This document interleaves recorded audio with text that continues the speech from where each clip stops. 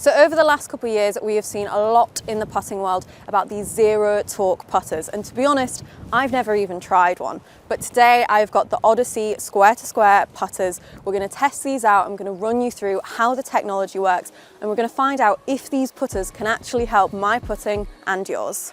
So putters like this have been around for a while now, but over the last couple of years, they've really gained in popularity thanks to brands like Lab, PXG, and now Odyssey are coming in with their version of these zero torque putters as well. Now, if you're not sure what this zero torque technology means, don't worry. Initially, I wasn't too sure either, but in simple terms, what these putters are doing, they're designed to keep the face square throughout the stroke and reduce twisting so that you're more likely to start the ball on line. So with these putters, we can see some very out there designs, but today I'm testing out the Odyssey AI1 Square to Square range.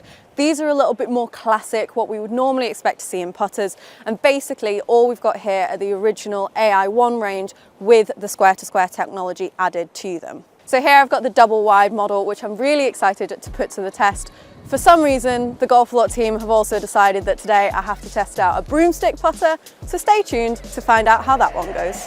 So let's get into actually hitting some putts here and testing this out.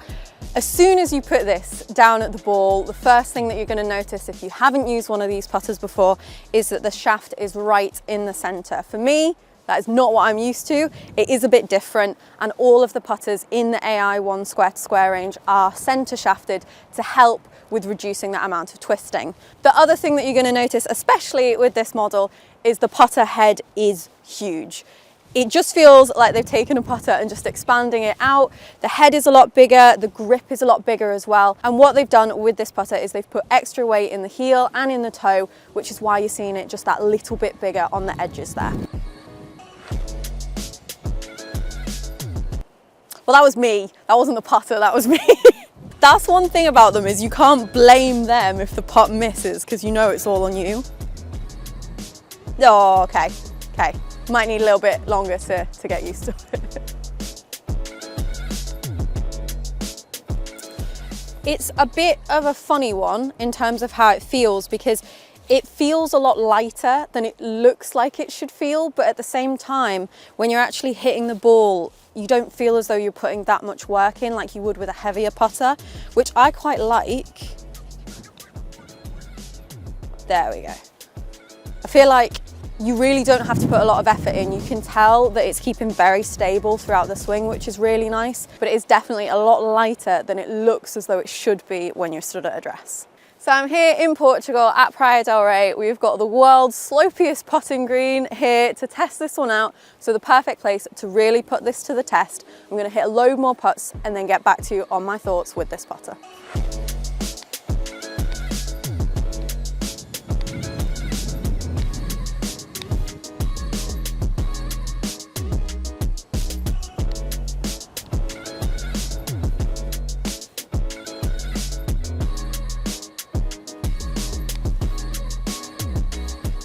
I tell you what.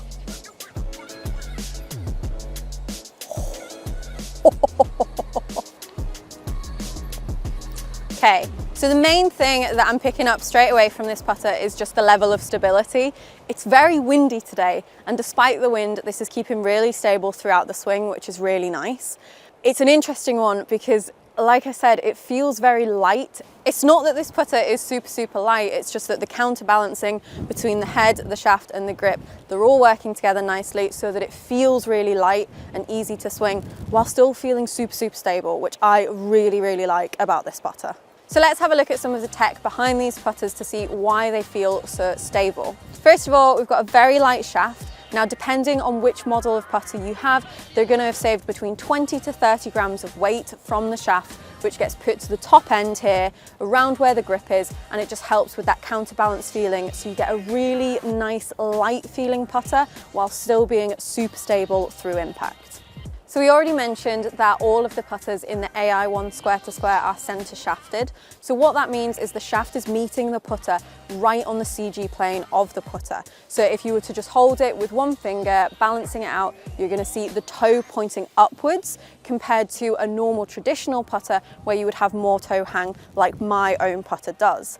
Now what this means is that you're swinging the putter on the plane of the CG, basically just feels like you're not trying to maneuver the weight anywhere. It's just swinging freely where it wants to go, and it's meant to just make sure that the putter face stays square throughout.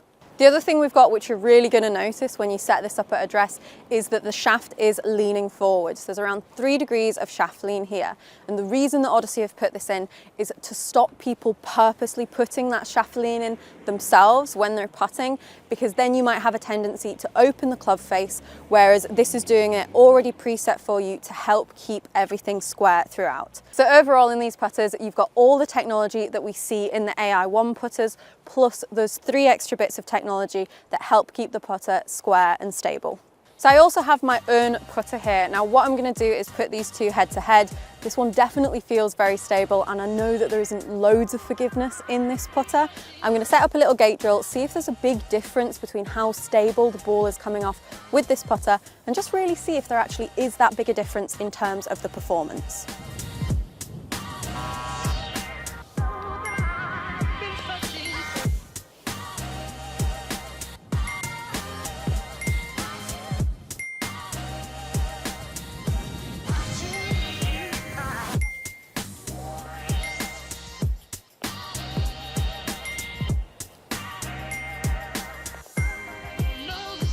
So with the gate drill, it was pretty much a 90% success rate with my own putter, but there was a 100% success rate with the square to square. That's not to say if I stood here all day that I would get every single putt in.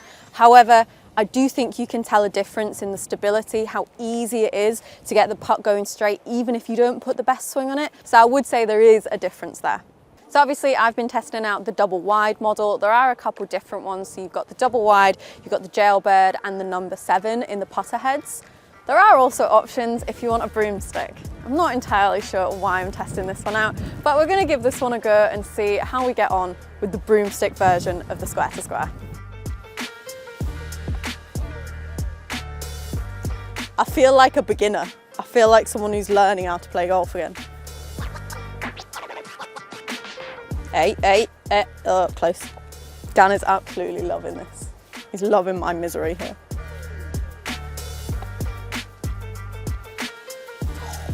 Tough.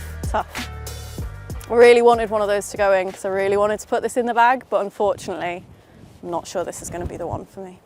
So although I may not have been convinced by the broomstick version of the square to square putters, overall I do really like these putters. They're obviously a little bit different. If you're not used to that center shaft or the way that this feels, it might take a little bit of an adjustment. I'm someone who's had the same putter for over 10 years now, so this isn't something I would necessarily be swapping into straight away. But I think if you're someone who's a little bit uncomfortable with putting, if you struggle to keep the face square, if you see the ball rolling offline quickly straight away, this is a great option if you're just wanting something to help you out, give you a bit more stability.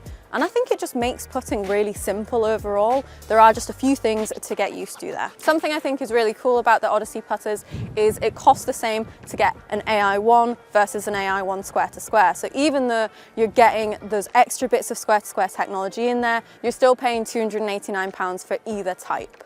Which is of course still a chunk of money, but it is cheaper than a lab putter. So if you're wanting to try out a zero torque putter, the Odyssey square to square could be a great option for you. Thank you guys for watching. I hope you've enjoyed this video. Let me know down in the comments what putter you currently have and if you would consider using one of these zero torque putters. Thanks for watching and subscribe for more.